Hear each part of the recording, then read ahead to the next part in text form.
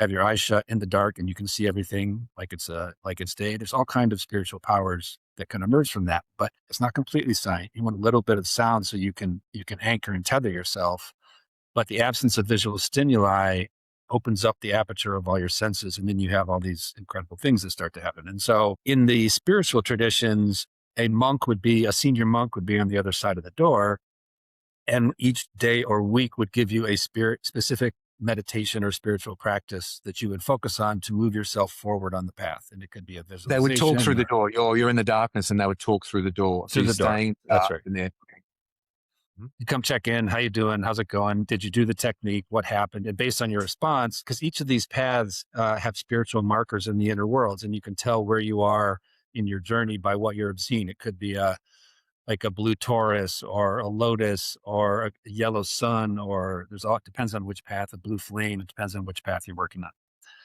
And so in these traditions, the novice monk would go in the dark, the senior monk would be on the other side, and this would be an accelerant to their spiritual development to help them move further down the path. The way most Westerners do it, or new people do it, is you just go in there and you just observe the rising and falling of phenomena in a very much like Vipassana. And so you just sit there and you just have to be with your thoughts. And a lot of the stuff in the subconscious comes up. Just for the audience, Vipassana is the silent retreat, typically 10 days of no communication, no speaking at all. You're in silence and meditation for like 14 hours a day. Sorry, continue.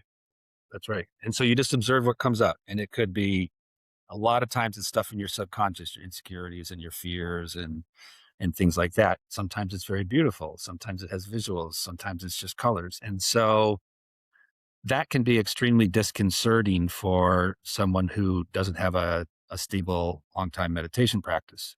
And so one of the reasons that this practice has not been more widely available is the lack of facilitators who are trained and experienced and can help people, which was traditionally limited by the facilitator, the monk on the site, and the number of rooms you could put monks in to do the thing. And so you can't bring that experience to a broad audience if you're limited by having to be on site, one to a couple, teacher to student. Mm-hmm. And I'm a technology builder by trade and training. And so what we have developed is a technology solution that's an audio-enabled solution. We put 20 or 30 speakers in the room, in the ceiling, the floor, and the walls. And we have a biometric monitoring suite that makes sure you're healthy and safe, your respiration, your temperature, your heart rate, a bunch of other things, and a radar system. And so the radar system knows where you are in the room at all times. And the audio control system is attached to the cloud.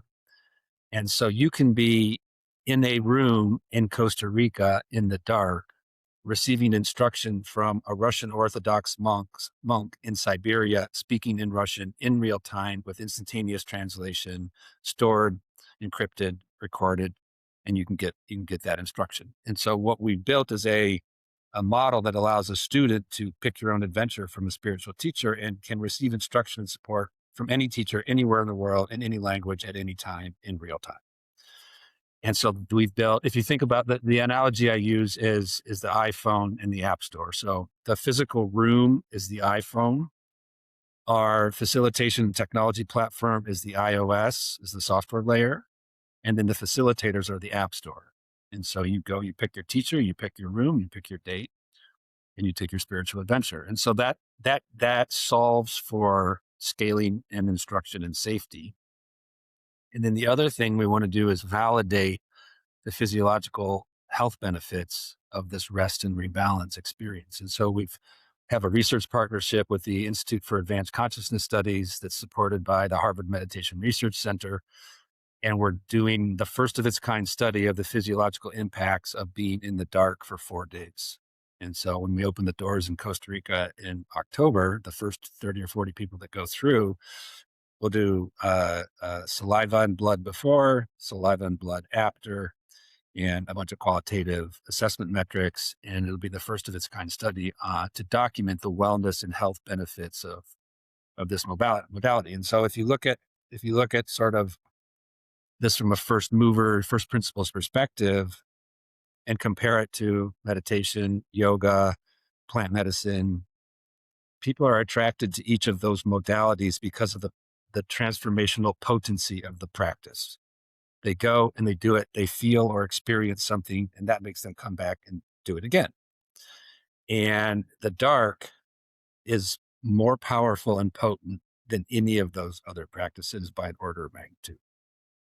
And so if you track historically how those practices have come from the East to the West over 20 or 30 years and draw a similar analogy to the adoption of the darkroom modality as a transformational practice, you can envision a future 20 years out where just like there's a yoga studio or 10 in every village on the planet, now you have a dark room or 10 in every village on the planet. And instead of when you get sick, instead of going to the doctor, first you go into the dark, sleep for 48 hours, do the healing meditation, come out. And then if that doesn't work, then go see the Western allopathic doctor. So I think this is that we're in the first, we're like at the first at bat with the first pitch of the game of bringing this modality to the world.